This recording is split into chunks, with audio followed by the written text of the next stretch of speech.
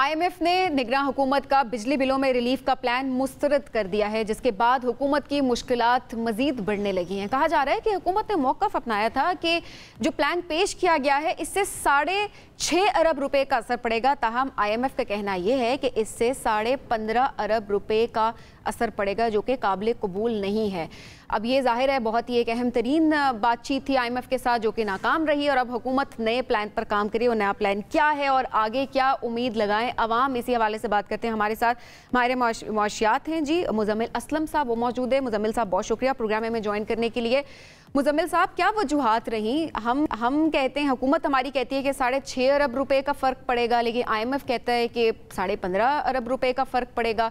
तो इतना बड़ा ये डिफरेंस है, क्या बातचीत उस तरह से इनिशिएट नहीं की गई? क्या कैलकुलेशंस नहीं हमारी तरफ से ठीक थी? देखिए, मुझे तो समझ ये नहीं आ रहा कि हुकूमत 15 अरब रुपए कैसे बोल रही है। 15 अरब रुपए से तो ये मसला हल नहीं होगा, क्योंकि उसकी वजह ये है कि 15 अरब रुपए जो है अगर पाकिस्तान की आबादी के हिसाब से लगाया जाए तो ये बनता है तकरीबन 75 रुपए फी बंदा।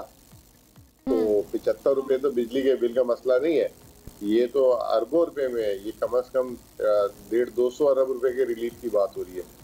तो ये 15 और 5 अरब के तो मेरा तो वैसे ही दिमाग नहीं काम किया कि ये इतना कम, ये तो है ही नहीं, ना होने के बराबर है। ये तो हुकूमत का बजट 15,000 अरब रुपए का है। तो अगर सिर्फ 15 अरब की बात होती तो वो एक जगह कटौती करती थोड़ी सी और ये कर लेती काम। ये तो बहुत बड़ा एक्चुअली अमाउंट चाहिए। और जैसे मैंने ये कहा था कि ये आईएमएफ के पास इस तरह नहीं जाए कि जी भाई साहब हम जो है वो लोगों पे बोझ बहुत बढ़ गया है तो आप हमें रिलीफ देने दें। ऐसे नहीं होता। आपको अपना जो है तरीक़ेकार बनाना पड़ता है कि जी ये मैंने 200 अरब रुपए बिजली के मद में 300 यूनिट वालों तक को रिलीफ दे रहा हूँ, और ये 200 अरब रुपए का इंतजाम मैंने फला चीज से कर लिया, या तो अपना कोई खर्चा कम कर दिया, और या मैंने जो है ये नया टैक्स फला सेक्टर को, जैसे आजकल चीनी के वारे न्यारे हुए हैं तो चीनी के मिलरों को मैंने टैक्स लगा दिया है। बैंकों के वारे न्यारे हुए हैं, बैंक आजकल बहुत पैसे बना रहे हैं, मैंने बैंकों पे मजीद टैक्स लगा दिए, फला ट्रांजैक्शन पे टैक्स लगा दिए, जिससे मैं 200 अरब रुपए निकालूंगा, और ये मैं करने जा रहा हूँ। ये मामला इस तरह होते हैं। ये या तो हम बिल्कुल उनके जिसे कहते हैं कि आईएमएफ के बिल्कुल ही वो बन जाते हैं, गुलाम बन जाते हैं, और उनसे एक एक रुपए की बात पूछते हैं, या हम बिल्कुल जैसे पिछली हुकूमत में भी हुआ, हमारे दौर में भी हुआ, हम बिल्कुल जो है फैसला ले लेते हैं बगैर जो है उनको लूप में। हुकूमत के पास क्या ऑप्शन है अभी, क्योंकि ज़ाहिर नए प्लान की भी बातचीत हो रही है कि नए प्लान पे काम शुरू कर दिया गया है। अब क्या नया प्लान क्या हो सकता है आपकी नज़र में?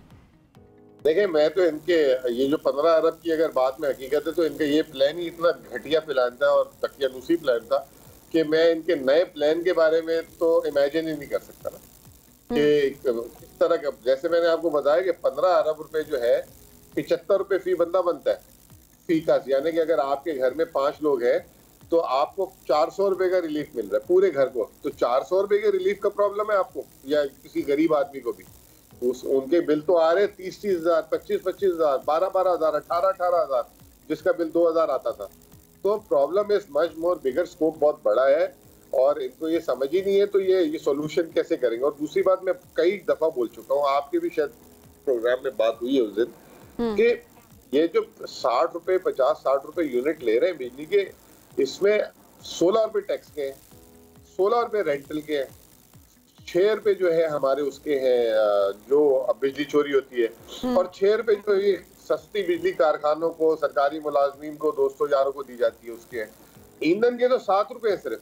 तो ये जो है, ये जो 7 रुपए हटा के बाकी जगह पे देखी जाए तो बहुत गुंजाइश निकल सकती है। और इससे ज्यादा तो कई ज्यादा तो जो है बंदा फी यूनिट जो है हुकूमत अगर 1-1 रुपया भी बचा ले, अगर रेंटल पावर जो कैपेसिटी पेमेंट से 1 रुपया निकाल ले, टैक्स से 1 रुपया कम कर ले, चोरी का 1 रुपया कम कर ले, और इसका 1 रुपया कम कर ले जो लोगों को सस्ती दे रही है, तो 4 रुपए फी यूनिट ही हो जाएगा। उससे ज्यादा तो रिलीफ वहां मिल जाएगा। अगर 4 रुपए फी यूनिट भी रिलीफ बनता है और एक घर में 250 यूनिट यूज होते हैं तो उसको जो है तकरीबन जो है 1000 रुपए का बचत हो जाएगी। तो ये ज्यादा अच्छा फॉर्मूला है, ये जो आईएमएफ से 15 अरब रुपए के लिए गए। तो मुजम्मिल साहब, आप जैसे एक्सपर्ट्स इतनी राय जरूर दे रहे होते हैं, आपके अलावा भी खाकान नजीब साहब आते हैं और बहुत सारे और एक्सपर्ट्स हैं, वो बातचीत कर रहे होते हैं, सोल्यूशंस दे रहे होते हैं, वो कहते हैं कि ये मसला है, इसका सोल्यूशन ये है कि क्या हुकूमत राब्ता नहीं करती या आपकी एक्सपर्ट राय सुनी नहीं जा रही होती? क्योंकि इस वक्त तो पाकिस्तान का ये हाल है कि हमें एक्सपर्ट्स की ज़रूरत है कि वो ऑन बोर्ड आएँ और वो बातचीत करें ताकि कोई मसले का हल निकल सके। बात ये है कि जब आपकी ना फैसला साजी करने के लिए बेतहाशा लोग बिठा दें आप, और मतलब फैसला जिसने करना है और जो मशवरे देने वाले लोग हैं उनकी कोई कोऑर्डिनेशन ही ना हो। अब एक चीज होती है ईसीसी। अब ईसीसी में वजारत पेट्रोलियम बिजली जो है वहाँ पे प्रपोजल लेके जाएगी, ईसीसी उसको सुनेगी, फिर ईसीसी के बाद कैबिनेट जाएगा, फिर कैबिनेट अगर उसको करना होगा तो करेगा। उसके बीच में 1000 लोग शामिल हो जाते हैं और फिर फैसला होता ही नहीं। और फिर कोई कहता है सर यूं पॉसिबल नहीं है, कोई कहता है यूं पॉसिबल नहीं है। 10 दिन में एक दफा ईसीसी होगी, पहले हफ्ते में एक दफा होती थी, बीच में तो ये पीडीएम वाले तो हर दूसरे दिन कर रहे थे जाते हुए, क्योंकि उनको बहुत सारे प्रोजेक्ट अप्रूव कराने थे। लेकिन जब कौम की बात आती है ना तो ये इसी तरह की स्लो डाउन हो जाता है। अब पिछले साल जब फ्लड आया था, आपने 400-500 अरब रुपए हवा में उड़ा दिए थे ना, बांट दिए थे लोगों को, तो वो भी तो पैसे आ गए थे ना। आप उस वक्त भी तो IMF प्रोग्राम में थे। ये सारी कहानियां हैं कि आवाम को आपने जब गरीब आदमी को देना है तो नहीं देना। और अभी जब ऐलान करें तो ये MP अभी एहसन इकबाल साहब की तस्वीर लगाई है उन्होंने यूनिवर्सिटी में कि जी नारोवाल की यूनिवर्सिटी तामीर हो रही है, और तो ये अभी तो वजीर भी नहीं है, तो ये इनको वहाँ इन्होंने किस तरह इजाजत मिल गई? तो ये अरबों रुपए जो MNAs को इन्होंने दे दिए इस तरह की काम करने के लिए, सड़कें बनाओ, ये बनाओ।